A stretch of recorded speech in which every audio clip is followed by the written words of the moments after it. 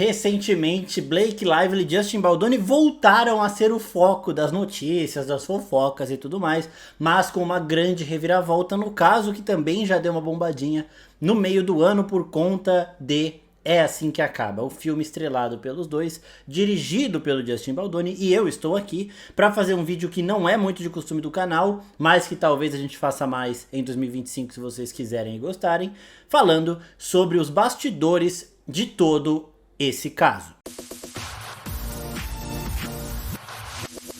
E aí, seus geeks, tudo certo? Eu sou o Marcos Veloso. Hoje é dia da gente fazer um vídeo mais jornalístico aqui, porque a gente vai apurar muitas coisas e falar um pouquinho, de uma forma resumida, sobre toda essa treta que tá rolando entre Justin Baldoni e Blake Lively. Sempre bom a gente reforçar que nós estamos baseando em tudo o que foi publicado numa entrevista, numa reportagem do New York Times, né? O link da reportagem está aqui, depois vocês vão consultar. Esse aqui é um resumo e aqui a gente não vai tomar partido de ninguém.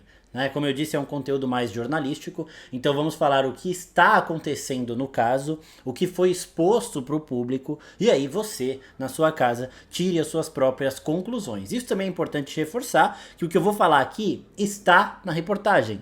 Eu não conheço a Blake Lively, eu não conheço o Justin Baldoni, então eu não vou botar minha mão no fogo por ninguém também, certo? Não vou colocar palavras na minha boca, eu vou falar apenas as coisas que foram expostas pra gente no The New York Times, que é um dos veículos jornalísticos mais tradicionais do mundo inteiro. Bom, primeiro de tudo, contextualizando aqui. É Assim Que Acaba é um filme baseado num livro que chamou mais atenção pelos problemas de bastidores do que pelo próprio filme. O filme é estrelado pela Blake Lively, esposa do Ryan Reynolds, e também uma grande atriz conhecida já há muito tempo, principalmente no seu início ali de Gossip Girl, e o Justin Baldoni, que é um ator, um nome menos conhecido do que o da Blake, mas que ele é, aqui neste filme, ator, diretor e o dono da produtora. Tipo assim, o cara tá no topo. Esse filme foi lançado no meio de 2024, mas começou as filmagens em janeiro, no começo de 2023. E é bem importante a gente pontuar isso porque essas filmagens tiveram uma pausa por conta da greve dos atores que aconteceu em 2023, elas foram retomadas depois, e quando elas são retomadas com um probleminha, já umas dificuldades rolando entre a Blake e o Justin Baldoni, dificuldades essas que fizeram com que a Blake tivesse que levar uma equipe jurídica lá para fazer algumas exigências para que o set fosse mais seguro para ela, não só para ela, mas também para todas as mulheres.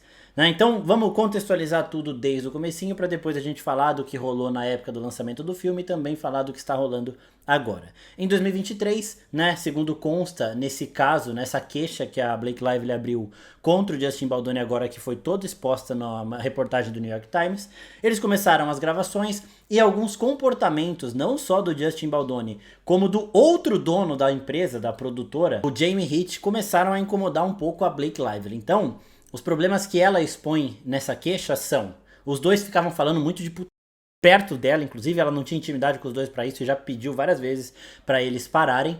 O Justin Baldoni, sendo ele produtor, diretor e ator, improvisava cenas de beijo com ela, eles têm um par romântico no filme, cenas de beijo com ela mais longas do que o necessário. Inclusive é relatado ali que ele chegou a morder o lábio dela, fazer várias coisas ali que não estavam no script. E um ponto muito importante também é que não tinha um coordenador de intimidade no set de filmagens. O que é um coordenador de intimidade? Quando vai ter cenas de beijo, vai ter cenas até além do beijo, tem que ter uma pessoa ali coordenando para que não haja excessos, Excesso, para que uma pessoa não beije além do que está programado, para que essas coisas não saiam do campo da atuação, do técnico. Então sempre tem que ter um coordenador de intimidade nessas cenas. Ele vai ver as posições, ele vai ver o tempo, a distância e tudo mais. Começa aqui, acaba aqui. E neste filme não tinha. Sempre bom lembrar que a produtora do filme é do Justin Baldoni. E pela ausência desse coordenador de intimidade é que em alguns beijos que os dois tinham, ele deu uma estendida maior, tudo isso segundo o documento. Então essas coisas foram incomodando a Blake Lively. Uma outra coisa que aconteceu também é que o Justin Baldoni teria ligado pro personal trainer da Blake Lively para que ele mudasse o treino dela para que ela ficasse mais magra. Esse é um probleminha também, não é nada legal. Ele disse, segundo também todo esse documento, que é porque eles iam ter uma cena que ele levantava ela e tudo mais, chamando ela de gorda. gorda, ela tinha acabado de dar à luz a mais um filho dela com o Ryan Reynolds. E todo esse tipo de comportamento, ele falando de putaria pra Blake Lively, o amigo dele, que é o outro dono da produtora, né, o Jamie Heat, mostrou um vídeo da esposa dele dando a luz pra Blake Lively. Ela falou, mano, por que você tá fazendo isso? Eu quero que você veja como é que é, porque você vai ter uma cena dessa e tudo mais. Então, ela ainda falou que o Justin tentou adicionar cenas de nudez gratuitas que não estava no roteiro que ela concordou em gravar, que ela assinou contrato para gravar e que ela também não via a utilidade dessas cenas para trama. Então foram diversas coisas que aconteceram antes da pausa por conta da greve dos atores lá em 2023. Né? Ela pediu essas cenas, inclusive ela pediu para algumas cenas serem removidas e foram removidas, mas teve essa situação do beijo mais alongado, dele morder o lábio dela enquanto eles estavam um beijo técnico. E aí, quando as filmagens foram paralisadas, no momento de retornar, a gente tem uma situação aqui mudando, e uma situação que complica muito a defesa do Justin Baldoni em todo esse caso. Porque a produtora dele, a Warfare Studios, é quem estava fazendo o filme, ele, Justin, comprou os direitos e tudo mais. E na volta das filmagens, a Blake Lively chegou com um baita documento da equipe jurídica dela, pedindo para que não houvesse mais vídeos pornográficos de nudez sendo mostrados para ela sem ela querer. Né? Para que não houvessem mais beijos além da conta, para que não houvessem mais cenas de nudez desnecessárias adicionadas do nada e diversos outros pedidos que a Blake faz neste documento que está todo lá na reportagem do New York Times. Ela fez um pedido com a equipe jurídica dela, ela pediu inclusive para ter uma pessoa acompanhando as filmagens junto com ela, para que ela se sentisse mais segura. Essa pessoa foi o Ryan Reynolds, por isso que ele estava também muito envolvido nesse filme. Ela pediu pro pessoal da Sony Pictures, que é a distribuidora do filme, não é a produtora, é a distribuidora. Então a produtora do Justin Baldoni estava fazendo o filme, então eles estavam diretamente lá. A Sony ia distribuir pro mundo, colocar nos cinemas e tudo mais. A Blake pediu para ter alguém da Sony lá também. Todas essas exigências jurídicas foram resolvidas antes do retorno das gravações que aconteceu no começo de 2024. E a Warfare Studios, que é a empresa do Justin Baldoni e do Jamie Heat, assinou esse acordo. Ou seja, eles falaram, beleza, não vai ter mais isso. Então, tipo assim, ou eles só queriam resolver logo a situação, ou eles estavam basicamente assumindo um meia-culpa ali, né? Aconteceram essas situações, esses casos, e a gente não quer, mas não vai deixar mais acontecer. O problema é que o Justin Baldoni e o Jamie Heat são os donos da Warfare Studios, né? Então, eles assinaram isso tudo, se comprometeram a não ter mais esse tipo de situação, e as filmagens foram retomadas. Depois disso, o cenário mudou, e teve uma outra treta com a Blake Lively, né? A Blake, no final, depois que o filme já estava nos cinemas, começaram a sair notícias de que ela tinha contratado um editor para fazer uma versão dela do filme e tudo mais. Isso tudo é verdade. Ela fez isso mesmo por quê? Porque depois desse retorno, com esse documento assinado, esses pedidos para que o comportamento do Justin Baldoni fosse menos intrusivo, digamos assim, ou intrometido, alguma coisa nesse sentido, começou então uma treta criativa. O Justin queria uma coisa, a Blake queria outra, e aí ficava nesse cabo de guerra entre os dois. Um dos momentos cruciais deste cabo de guerra dos dois foi numa cena da Isabella Ferrer, que é quem faz a personagem da Blake Lively, mais numa versão mais jovem. Ela teve uma cena íntima com o ator que estava fazendo ali o personagem do Justin Baldoni, mais jovem, né? E depois que a cena acabou, o Justin chegou e fez uns comentários muito sem noção pros dois, falando tipo assim, nossa, vocês estavam muito entrosados na cena, vocês treinaram antes? Tá ligado? Insinuando que os dois tiveram casos antes da cena, só que eram dois atores ali fazendo o trabalho deles, né? Se eles fizeram bem o trabalho deles, beleza. A Blake não gostou, a Isabella também não gostou. E aí nesse momento a Blake contratou um editor pra ela, porque ela tava vendo que tava isso acontecendo muito, né? O Justin adicionando umas cenas nada a ver, tendo uns cortes nada a ver e tudo mais, e aí ela contratou esse editor pra fazer uma versão, que é a versão que ela supostamente tinha assinado pra fazer, e a versão que ela acreditava do filme. E aí, nisso começou uma guerra de bastidores, esse cabo de guerra mais criativo, né? A versão da Blake, a versão do Justin. E aí, as gravações, depois de todo esse drama, foram concluídas. Eu resumi bem aqui, se vocês quiserem mais detalhadinho, vai na reportagem lá e leiam tudo, que também tá bem detalhado. E aí, nós temos um problema para o Justin Baldoni, né? No final das gravações, o elenco inteiro de É Assim Que Acaba deixou de seguir o Justin Baldoni nas redes sociais. Então ele viu que a galera já tava puta com ele. O Ryan Reynolds chegou até a bloquear o Justin Baldoni. E o elenco inteiro falou para a Sony Pictures, que é a distribuidora do filme, a Sony que vai organizar os eventos de lançamento, os tapetes vermelhos, vai organizar tudo do filme, né? Entrevistas, tudo mais. O elenco inteiro chegou para a Sony, inclusive a autora do livro também estava nessa, ela ficou sempre do lado da Blake nisso tudo. Chegaram para a Sony e falaram: ó, a gente não vai participar de nada junto com o Justin. No tapete vermelho, a gente não vai tirar foto do lado do Justin. Nas entrevistas, a gente não vai dar entrevista junto com o Justin. Tá bom? O elenco inteiro e a Sony aceitou. Beleza, demorou. E aí, quando foi acabar as filmagens, quando foi chegando perto do lançamento do filme, que ia ter o tapete vermelho, que ia ter todos esses eventos de divulgação do filme, o mundo inteiro ia estar de olho nesse elenco, o Justin Baldoni falou: porra, se vai todo mundo aqui participar dessa parada me escanteando, fudeu. A galera vai começar a pesquisar o que tá rolando, por que eu estou sendo isolado, e aí vai dar ruim pra mim. A Blake já trouxe advogado aqui, né? Já tem muita coisa assinada nisso tudo. Ela não gostou nada de coisas que aconteceram. Se ela expor isso, em algum momento alguém perguntar e isso for exposto, se alguém descobrir, eu tô ferrado. Então eu tenho que criar uma outra narrativa disso tudo para que a opinião pública fique do meu lado no momento em que eu começar a ser excluído nos eventos de tapete vermelho. E para isso, ele juntou uma equipe. Era ele, o Jamie Heat, e eles se juntaram com duas pessoas que serão muito citadas nessa parte da reportagem, que aqui no vídeo também vou falar rapidinho. Elas são a Jennifer Abel, que é uma publicitária, que já estava com o Justin antes, e a Melissa Nathan, que é uma especialista em gerenciamento de crise. Ela não é só uma especialista em gerenciamento de crise. Ela é a mesma especialista em gerenciamento de crise que cuidou do Johnny Depp no caso dele com a Amber Heard, né? Então na época também foi noticiado que o Justin Baldoni tinha contratado uma especialista em gerenciamento de crise. Meio estranho. Só que aí é que começa a parada a ficar bem ruim pro Justin Baldoni. Bom, chegou o evento de meio de ano lá, os eventos de lançamento, e o que aconteceu? Muita gente começou a noticiar, muitos veículos, tabloides, tudo mais, que a Blake Lively não era uma pessoa muito agradável de se trabalhar com, como eu já disse.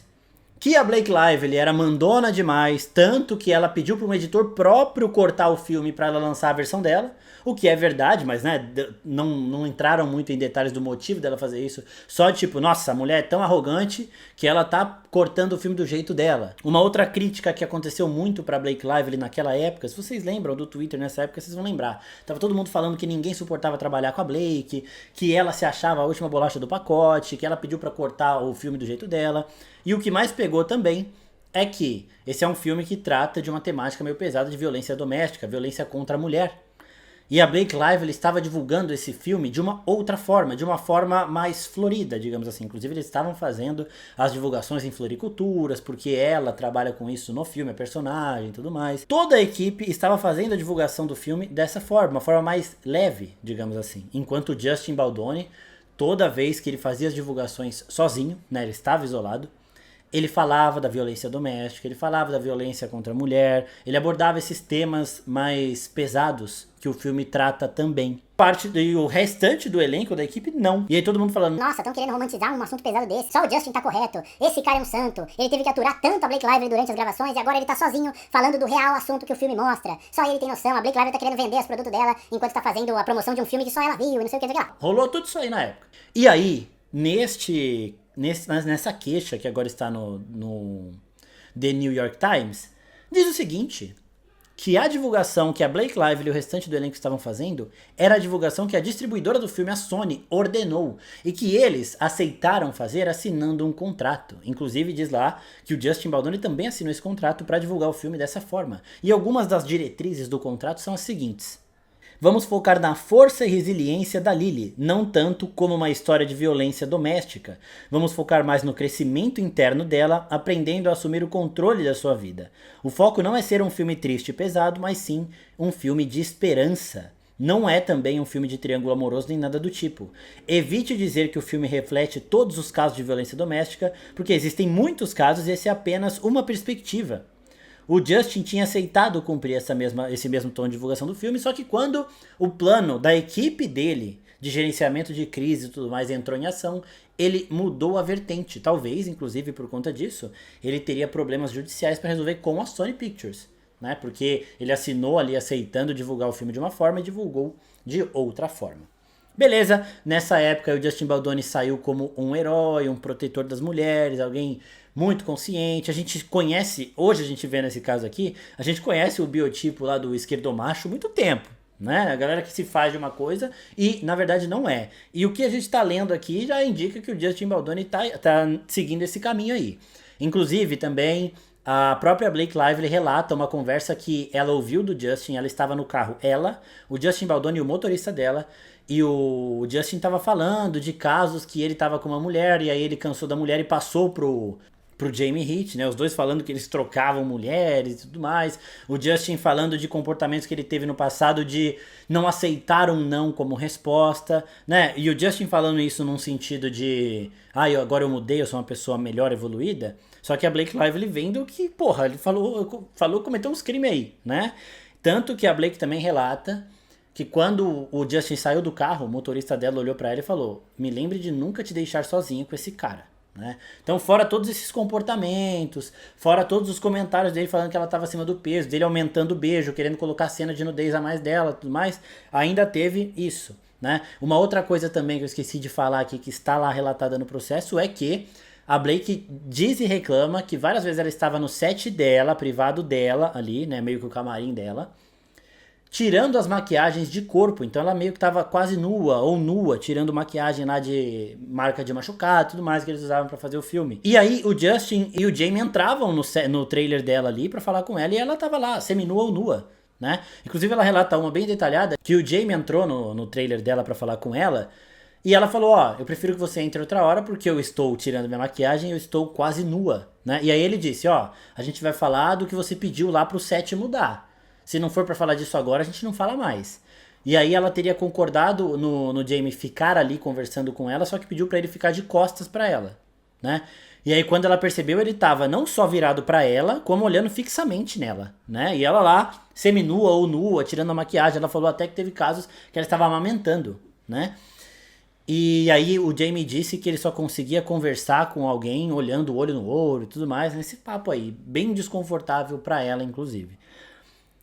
E aí nós chegamos nesse momento do meio do ano que todo mundo viu, né? A opinião pública foi pra cima da Blake Lively e o Justin Baldoni saindo como o cara que estava isolado do restante do elenco, o único que entendia o filme, aquele que teve que aturar muita coisa pra conseguir lançar o filme e pra conseguir falar desse assunto que é um assunto tão importante, né? Então, essa divulgação que a Blake fez junto com o restante do elenco mais romantizada da coisa era um pedido do estúdio distribuidor, da Sony Pictures.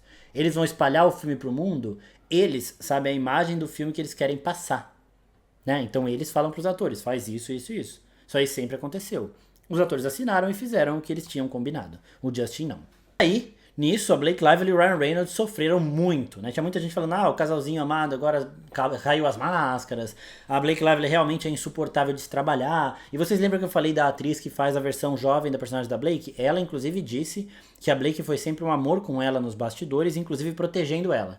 Agora, quando a gente vê aí a situação da cena dessa garota, a gente já entende mais o que ela estava querendo dizer sobre isso, né? Os pedidos da Blake de ter coordenador de intimidade, de estar o Ryan Reynolds lá junto com ela e tudo mais, não era só pra ela, né? Era pra inibir atitudes de outras pessoas que estavam fazendo o que queriam porque eram os donos de toda a situação.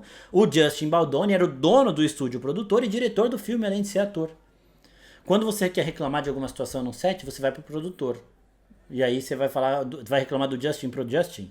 Ah, não, mas tem outro produtor, sim, o Jamie Heat, que é o amigo pessoal do Justin, que também faz é o outro chefe da empresa, da Warfare Studios. Então, não tinha muita escapatória. Depois que a Blake fez essas exigências, o Warfare Studios aceitou, é que a situação deu uma melhorada. Inclusive, nesse não é um processo ainda, né? Ainda é uma queixa que a Blake abriu. Nessa queixa, até cita que a equipe da Blake Lively tinha a intenção, caso necessário, de chamar pessoas que trabalharam com ela no passado para mostrarem que essa imagem dela ser uma pessoa difícil de se trabalhar é mentirosa. O Ben Affleck, que muita gente cita, ele fala bem da Blake. Ele fala que na época que eles trabalharam juntos foi tudo certo, né? O elenco de Quatro Amigas e um Jeans Viajante falam muito bem dela também. Inclusive as três, a América Ferreira, tudo mais, elas postaram um pronunciamento defendendo a Blake nessa situação que está acontecendo agora no final do ano. Então, a Blake, depois disso tudo, dela ter a imagem dela muito manchada, entrevistas antigas dela sendo meio que desagradável com os entrevistadores também voltaram à tona e tudo mais, né? E a Blake sumiu das redes sociais, parou de publicar, aparecia bem menos do que ela estava acostumada a aparecer, e aí agora, em dezembro de 2024, ela entrou com essa queixa.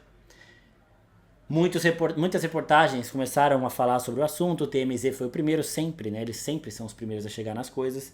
Só que quem liberou tudo foi o New York Times. E aí eles liberam mensagens, troca de mensagens que foram obtidas também judicialmente entre o Justin Baldoni e essas pessoas que eu citei aqui.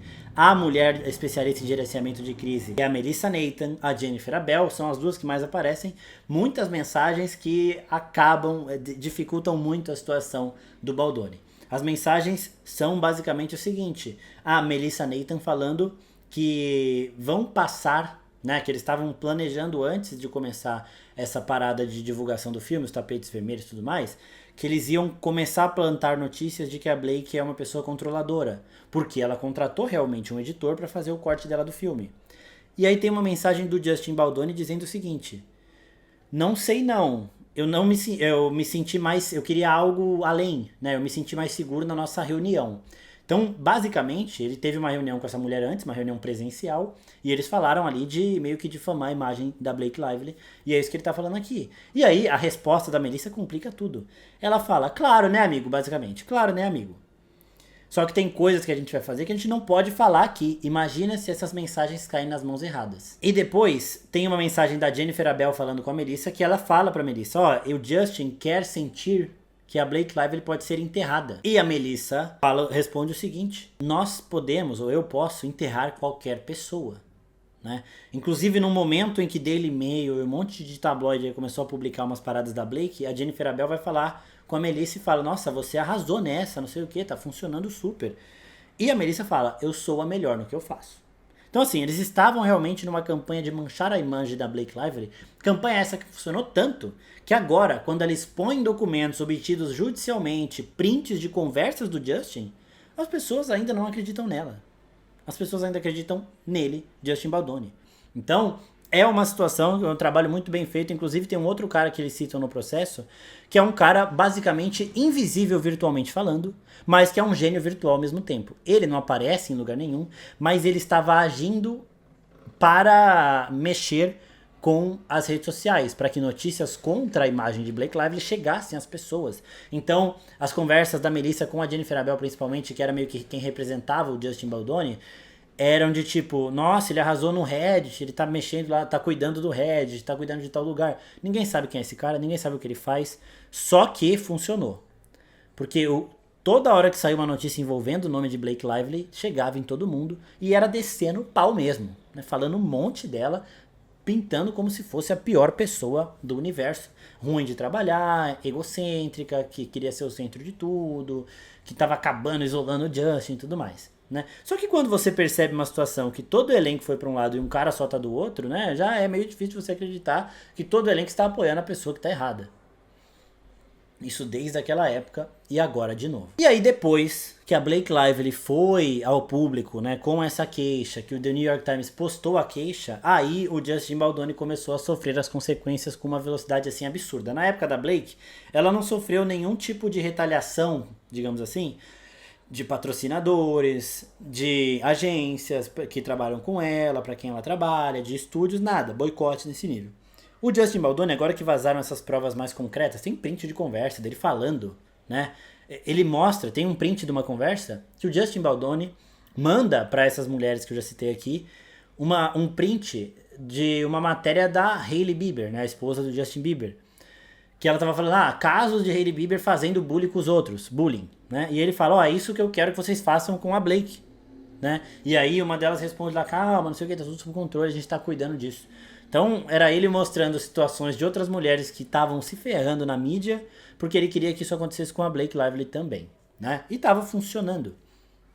E aí quando vazaram essas conversas, nessa semana agora, aí, dezembro de 2024, o Justin começou a sofrer as consequências. Então a primeira das grandes consequências que ele sofre é que ele foi desligado da agência de talentos dele. Então ele é agenciado por uma empresa que ia atrás de filme pra ele. Tem um papel aí de um protagonista que vai fazer tal coisa. Tem o meu ator aqui, o Justin Baldoni. Isso aí em Hollywood lá todo mundo, Bruna Marquezine é de uma, todo mundo tem, né? Todos os atores lá têm, porque é assim que eles conseguem testes para papéis, né? Talvez os A-listers lá não precisem, mas a maioria tem.